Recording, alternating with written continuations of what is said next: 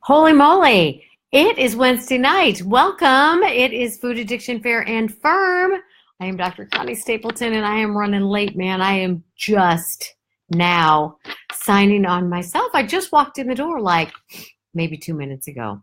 So thank you for being here tonight. We are getting ready to roll. I'm excited about tonight's topic. I love Food Addiction Fair and Firm.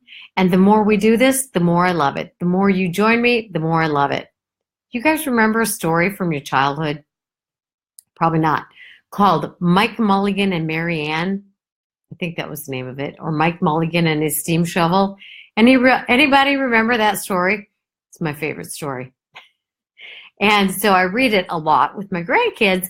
And the story is about an old steam shovel. I'm not calling myself old. I'm just saying it was a steam shovel.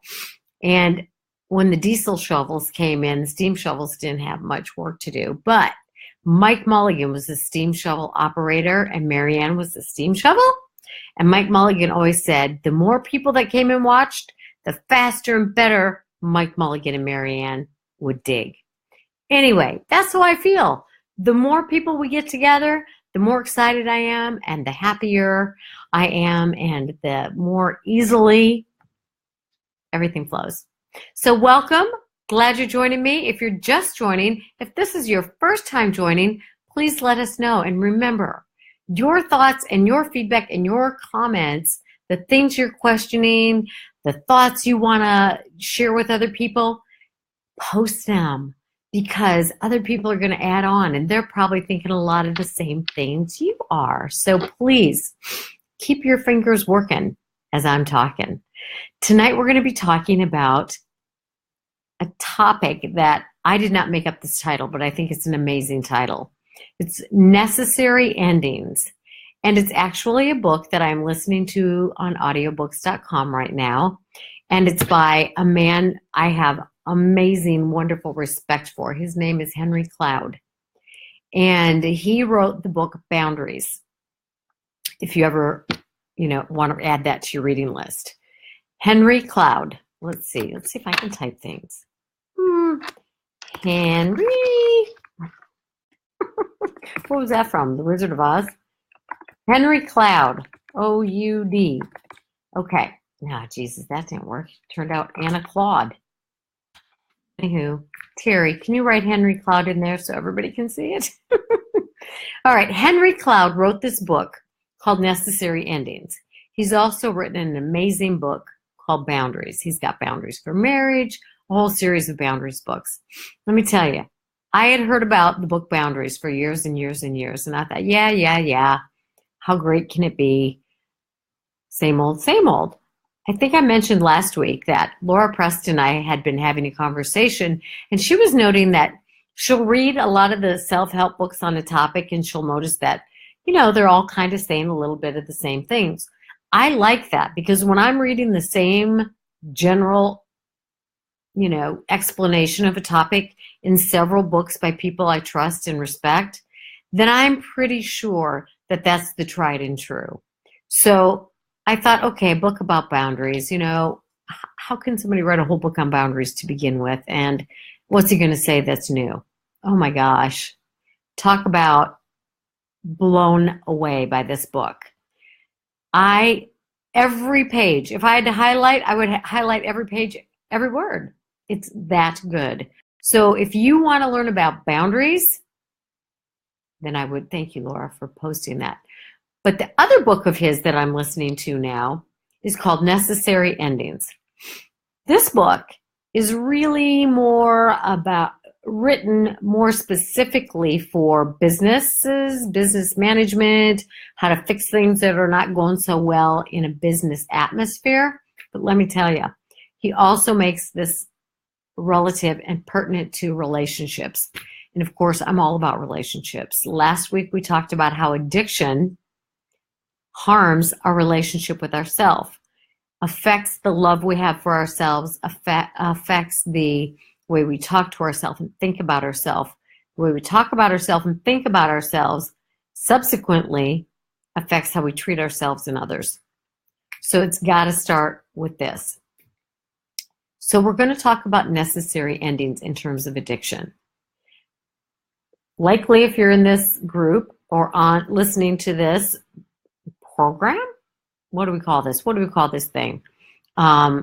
This Facebook Live, then chances are you have an addiction to food, hence food addiction, fair and firm. And let me tell you, the other thing I love about listening to this Henry Cloud book is that sometimes I worry about being a little too firm with my fair and firm. No way, Jose. He's just like, boom, gives it to you straight, and that's the way it is. But I like it that way, right? All right. So again, make sure you post your comments. Make sure you let people know what you're thinking. If something I say resonates with you, let everybody know. So before I even begin to share my thoughts with you about what some necessary endings, just those two words, what are some things that need to end for you in order for you to move forward with, maybe even to begin the process of your healing from an addiction? What are your thoughts about that? We call this primetime TV. I love you, Sandra. And guess what? When Laura Preston and I were at this conference a couple of weeks ago, it was a social media training conference. They actually said that YouTube and Instagram and Facebook and all these things are today's equivalent of CBS, NBC, the old networks, right? So this is primetime TV. Totally with you. Oh, I love that. All right. What are some things that you think about? Okay. Some things that need to end. Oh, these are great answers. Okay. Worry and fear. Necessary to end these things. Dawn, beautiful. Dawn, by the way, is the owner and CEO of Slimpressions, who is the sponsor of everything that I do. So if you need, like we all need, a little bit of, firming up of the skin, and we don't want to spend a bunch of money having surgery, then we wear Slimpressions because it holds us in. All right, Bunny, absolutely. Apathy. We need the end of apathy. I love that. Hadn't even thought of that. We need the end of alcohol. Ooh, how many of you need the end of alcohol along with your healing from food addiction? I'm sure, I don't know, Bunny, if you're saying that you need to end alcohol or if some people need to end alcohol, but let me tell you, here's what I learned. I learned that 1 in 5 people who have Roux-en-Y gastric bypass will have a problem with alcohol at some point in their post-op life. 1 in 5, 20%. 1 in 5. That's a lot. So, if you're struggling with that too, doesn't matter if this isn't alcohol addiction fair and firm or food addiction fair and firm or any addiction fair and firm, a lot of the same things. Guilt. Absolutely. We need to end guilt. Marta, the list is so long to the things that need to end. Love it. All right, sugar, end of sugar. Next week, I've got an exciting announcement about helping you with that end of sugar thing. So you do want to be here next week, because for people who are here live next week, some of you are going to get a real treat, and a free one at that. All right. What else? I need the end of stress. Now, Dawn, let me ask you this. The end of stress. Are you suicidal? Just checking. And I am kind of being silly, because stress ain't going to end as long as we're alive, right? So maybe it's not the end of stress, but the end of not knowing how to deal with stress, or being ill-equipped to deal in healthy ways with stress, or gosh, I'm feeling really bad about that comment. I hope nobody took that rudely. I was trying to be silly, but suicide's not something to be silly about. So my most sincere apologies. Anyway, my point is that as long as we're alive and breathing, we will have stress. Okay? So we need an end to dealing with stress in unhealthy ways for sure. All right, let's see. I need to end carbs. Simple carbs. All that packaged and not real food. The end of sugar, the end of carbs. This is great, you guys. The end of junk food. Sugar and carbs, my downfall. All right, need to end emotional eating. Excellent, excellent. I love all of these topics. Guilt and shame, for sure. We need to end guilt and shame. Necessary endings. I need to end a sick relationship with my program manager. Oh my gosh, that is brilliant. Is it directly related to addiction? I'm going to say yes, it is. I'm going to say yes, it is, and we'll talk about that in a little bit. And eating junk. Awesome. So if you're just joining us, people are using their words or their fingers to share what are some necessary endings for you in relation to moving on with healing from addiction. So if you're just joining us, make sure you listen from the beginning when you have some time, in case you missed anything great, which you did if you're just joining us. Guilt. Good deal. Good Lord, you be in the front row, girlfriend. All right, let's see, depression. Wow, that's a tough one too. Let me say something about depression. Depression is very common, coincides with addiction. I don't know what the actual statistic is, but I know that among those who are addicts, there's a high rate of depression. So let me say something about depression. Just like I talk about obesity is a disease by itself, addiction is a disease by itself, depression is a disease by itself as well. So make sure you get specific treatment for your depression. See a therapist if you want to. If you need to try some medications, try them. And let me say something about antidepressants. They are not addictive. When I went on an antidepressant and I had just started school and I was not very educated about this stuff at that time, I was fairly new in recovery from addiction. And my drug of choice was codeine, which meant it was a pill that I swallowed. I was terrified to take an antidepressant because in my mind, I was going to be addicted to a pill. Antidepressants are not biologically addictive. So, antidepressants are safe medication. That is different than a benzodiazepine, which is for anxiety. Benzodiazepines like Xanax, Valium, and Ativan are highly addictive, right? Their pain management doctors right now are really cutting back on the use of narcotic medication because of the opioid crisis. So those kind of medicines are highly addictive, but most antidepressants that are commonly prescribed fall in the category of SSRIs, Prozac, Zoloft, Paxil, many of them. They're not addictive, so just an FYI.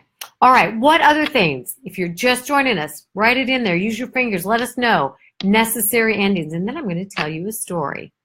Okay, isolation. Oh, gosh, I'm so glad I asked you guys this and didn't try to do this on my own. You have so many better answers than I could even start. An end to isolation, because when we're isolated, here's a couple of things that happen when we're isolated. And if we're isolated and depressed, holy moly, we sink further into that depression, because part of the nature of depression and isolation, if you think about it, if you think about the word isolate, I imagine, a big bubble around me that separates me from outside influences, including people, right? And the more isolated I become and the bigger my depression, one and or both together, the more into myself I am. In this case of depression and or isolation, being too into yourself only makes things worse because they get bigger. Part of addiction actually is too much focus on self. Part of depression, not that you're being self-centered in a negative connotation way, but when we're sick, like if you have the flu, It's hard to get out of yourself and like, go play with other people or go to a charity event, or because we feel awful and we're focused on how awful we feel and we just want to, get better. It's hard to focus on outside things. Depression and isolation are the same. So we're more and more in tune to ourselves and we think more and more about how we feel. We feel bad, right? We feel sad. We feel angry. We feel lonely. We feel deserted. We feel whatever. How we think determines more intensely how we feel, and that's going to determine how we behave. So we got a real negative spiral going there. So one of the things I told somebody yesterday is, even if you don't feel like it and you're starting to get this wanting to close off from the world, get out. Because when we get out of ourselves, we talk to somebody else, even if it's in the grocery store line, we become a little less depressed, a little less focused on self, a little less blah, right? So that's a good thing. All right, let me read some of these others because they're so good. End of processed food, sweet tea, end of processed. I read Laura's post, friends, end of friends. Isn't that what you're saying? If you are loving this as much as I do, click that share button. Absolutely, I didn't even think of that. Thank you. All right, what else do we need to get rid of? Embrace your stress. It ain't going nowhere. That's what she said. Sandra, let me say something about that because you just reminded me something about feelings. Feelings come and go, right?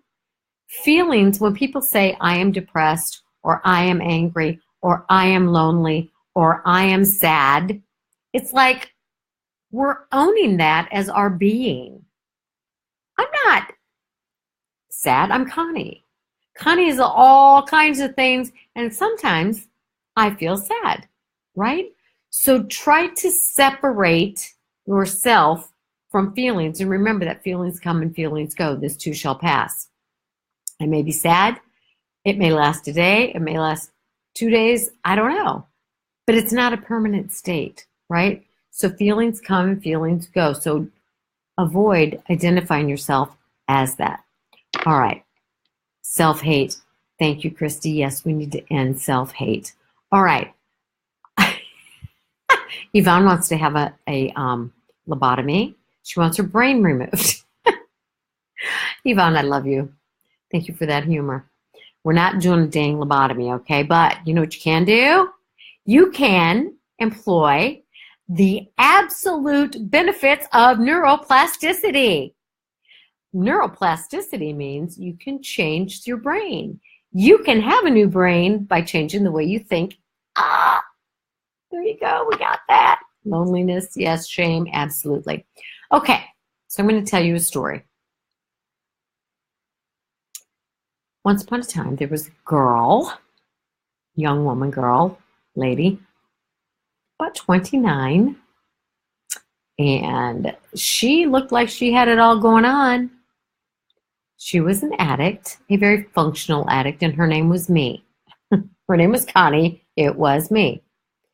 And Connie's life was falling apart, even though people didn't really know that, because she'd been an addict of many things over the course of half of her life by that time. So I went to treatment. And in treatment, what I learned was there were some necessary endings. And I could list them on a piece of paper, and we just listed a lot of necessary endings, and I am fully supportive of all of those. And the reason they're necessary is because what? Why are those things necessary? Why do we need to get rid of the things that you guys have very brilliantly, very vulnerably, very wonderfully shared? Because they keep us stuck, right? They keep us stuck. So welcome if you're just joining in. Make sure you watch this from the beginning. It will be posted on Facebook, on my feed. And even if you think of some things after, we've hung up, after this primetime TV show goes off the air for tonight, you can come back and add more thoughts, because I'm learning and learning and learning that these thoughts really encourage and support other people. So we are helping one another, which is really part a huge part of what recovering from addiction is about. And so I thank you for everything you share with each other. I'm learning. Okay, so in this story, that was my life, I learned in treatment, and you might want to write these words down, that a person has to be willing to go to any lengths. You have to be willing to go to any lengths. What that means is, even if I don't want to end some of these things that we've posted, even if I don't want to end eating sugar, even if I don't want to end going to drive-thrus, even if I don't want to end isolation, I need to be willing, thank you, Laura, to go to any length, because nothing's going to change if nothing changes. It's just not. So I had major incentive at that time to be willing to go to any length, because I was this close to losing my husband and possibly my children. So I was willing to go to any length. But that mentality, that mantra, that community who reminded me over and over and over again that you got to be willing to go to any length, whether you want to or not. So let me tell you about some of the necessary changes in my life. And you're going to understand what I mean by the connection between willing to go to any length and necessary endings. All right? Because some of these were momentous. These are not little things. Because my life and living it differently without the fog and of addiction, without going against things that I valued, because my addiction is more powerful, more cunning, more baffling than my willpower. So I was doing things that didn't even match up with my values, and I was losing my family this close. So some of what you'll hear in recovery is changing playgrounds and playmates, right? You've got to be willing to let go of some relationships. Some of you mentioned that. Changing playgrounds and changing playmates meant huge, significant changes in my life. I was working door-to-door sales, selling encyclopedias, which are now archaic, but that's what I was doing for a job. And I had a group of friends within that job that kind of helped encourage my addictions, right? Because we were all kind of in the same boat. We would go out of town for weekends, we would party, we would, leave the kids and the spouses behind, which is not really a good thing, right? No, it's really, really a bad thing. So I went to treatment, learned a lot of stuff about what it was going to take to have a different lifestyle. The people that I worked with did not. So if I took my vulnerable, newly into recovery self and put myself back into that environment, I was going to be surrounded by the same people with the same mentality. It'd be kind of like stopping drinking and hanging out at the bar every day. So not only did I have to quit hanging out at the bar, which I wasn't doing every day, but those were not playgrounds. That was a necessary ending. No hanging out at the bar for me. No happy hours with the people after work. That was a necessary ending, because how long are you going to hang out in a bar before you get a drink when you're an alcoholic? I don't know very many people who do that, who hang out in a bar if you're an alcoholic and don't drink. Just saying. Okay, necessary ending. I had to sever relationships with people. Guess what that meant? I had to quit my job. I didn't have to. Let me rephrase that. Jesus, I chose to quit my job. A necessary ending. I had to change that playground and change those playmates. That scared the absolute bejesus out of me, because that's a place where I felt accepted. That's a place where I excelled. That was a place where I got my feel goods because I didn't feel good on the inside. So I was leaving a place that was a place that kind of helped hold me together. Those were necessary endings. All right, let's talk about what happens when you leave your job. You lose an income, right? So I took another job just so I could have a little bit of income, but it wasn't what I was making. I did very well in sales, believe it or not. And I'll tell you another story about that another day. It was not a healthy reason that I did so well in sales. But that's a story for a different day. It was necessary for me to change those playgrounds and those playmates. And let me tell you, I debated long and hard. And here's one of the ways that I made that decision. I sat in an empty church and I listened. And I imagined myself in two different scenarios, right? In a scenario where I went back to that playground and with those playmates, and I kept that job, and I attempted to maintain my sobriety. And I felt sick. I felt sick. I just felt that's not right. I trusted what I was feeling, right? And then I fully imagined myself out of that job. And I also felt sick and unhappy and scared and angry. I didn't want to leave my job.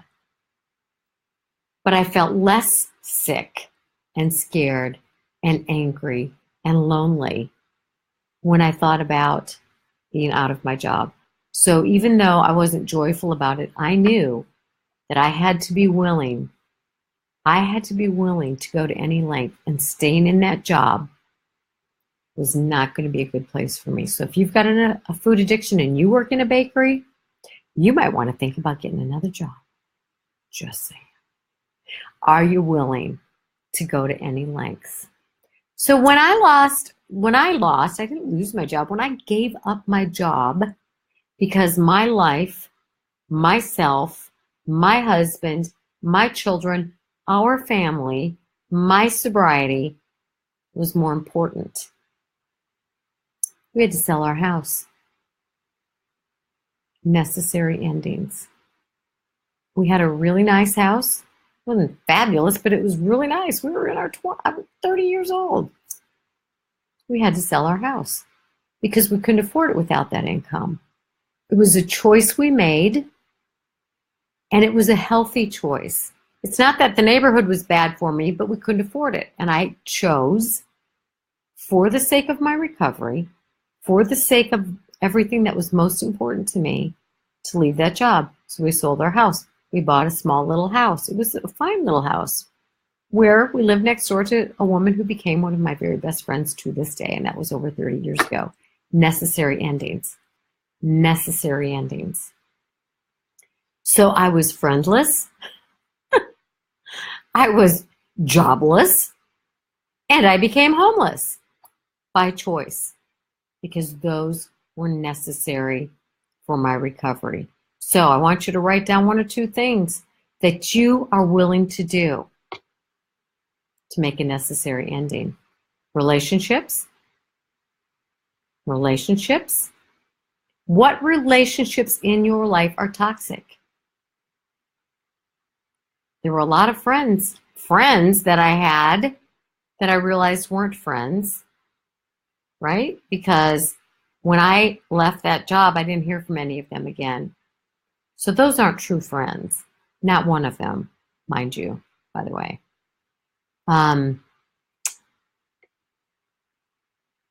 Family. We'll dedicate a whole session to setting boundaries with family.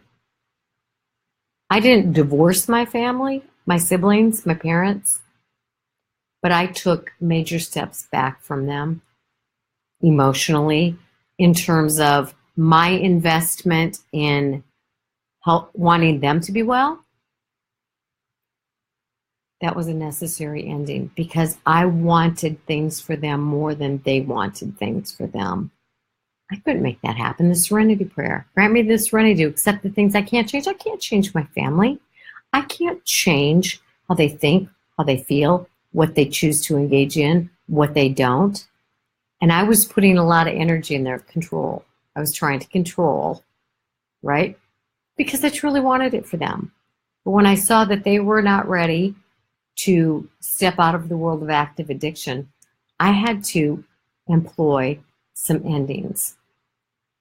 I still talk to my siblings. I still spoke with my parents, but the relationships were different because my recovery, myself, my family, my values, the life I wanted, which was to be free from mood-altering drugs and substances and foods that would draw me into this crazy spiral in my head. Necessary endings. What do you need to end? What are you willing to end? Let's see. Set boundaries. Absolutely. If you're just joining, which I see that some people are, be sure to watch this. Important stuff. Endings are sometimes necessary to help us move on. Sometimes those endings aren't really wanted. There was an ending in my life a couple of years ago that I wasn't prepared for. I wasn't privy to the fact that it was coming. I didn't want it. But there it was. Right? So sometimes maybe your higher power or the universe or whatever ends things for you so that you can move on to different things. You know, sometimes jobs end, people get laid off, or you get fired, or you're whatever. Maybe it was a way for you to get out of some place that you needed to get out of. But I want you, somebody, let's see. All right, I want everybody, write something down here. Some necessary ending I am willing to go to any length to do. Da, da, da, da, da, da, da. All right. Enough pain to change. Absolutely, Terry Shaw. Who's going to end something? What's a necessary ending in your life? You don't have to commit to doing it right now. But somebody tell me. A necessary ending for me is, I'll tell you one that I made recently, is television, because I have so many things going on. I don't watch a lot of television anyway, but I decided to put a hold on any television watching so that I can get caught up a little bit. I told my friend I'm sick to my stomach, overwhelmed, but it's such good stuff. I'm so excited about all of it. All right, you know I'm going to send you a worksheet. Yes, and listening to negative voices in your head. Amen. Good job, guys. All right. I'm going to send you a worksheet. I'm going to go through this list, and I'm going to find some amazing thoughts and ideas you guys had about some necessary endings. And then I want you to check off, what are some necessary endings for me, and what do I need to do to make that happen? Because nothing happens until you do it. And one of the places that I feel like a hamster on a wheel sometimes in my profession is because sometimes I feel so helpless and don't know how to help people, because I'm like, well, I don't know how to help you do something. I don't know how to help you not procrastinate. But nothing's going to change until you do it. And it's really, that's one of the most difficult things for me. So I want you to think about something that is necessary for you to end, and are you willing to go to that length? Next week, I'm going to give you an opportunity to join me for something that may help get you over that bump into abstaining from sugar and simple carbs, for you to try out. And I want you to think of something on your own that you are going to do this week. And if you would, please go to the Food Addiction Fair and Firm room and write down what you're doing. I realize that a necessary ending for me was. And this is what I've done about that. Because I am willing to go to any length, because I know that deep down inside of me, I love me. And I know that I am worth living a full life. My God, we don't know if we have a minute, a week, a month, 25 years, or 80 years left on this planet. But don't you want to live it fully? Like engage in it without the muck that is addiction? All right, friends. Much love to you, Coach Et. I love it when he calls me Coach. All right, guys. Dawn Hurlbus and I, tomorrow morning, will be doing coffee and tea with Dawn and Connie. And Laura Preston is doing some really fun live videos about her process and Gain While You Lose. Super fun. I love that. And if you didn't sign up for Gain While You Lose, but you still want to, guess what? You have until Monday to catch up if you didn't do it this week. So if you still want to do that, contact Kelsey. I'm going to write this number. Geez Louise. 706-364-5228. Gain While You Lose. I love that class. Totally love that class. Didn't work out there on the thing. Anywho's, y'all, if you know somebody who needs to see this, please encourage them to watch it. Please encourage them to scroll back and find the other videos. And pass on what you have learned about necessary endings. And if you want to listen to an amazing book, Henry Cloud, Necessary Endings.